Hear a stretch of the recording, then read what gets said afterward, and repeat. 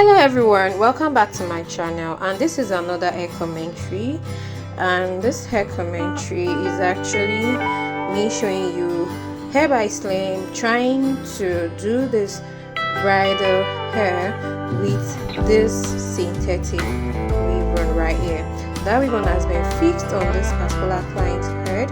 He had already fixed that, and here he's trying to arrange it. The style of the fixing is just pure all back, but it left a little brush in front from the look of this video right here, and brushed the client's hair on top of the ribbon just to cover it up to make it look natural.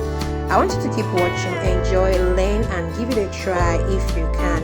See you in my next commentary video.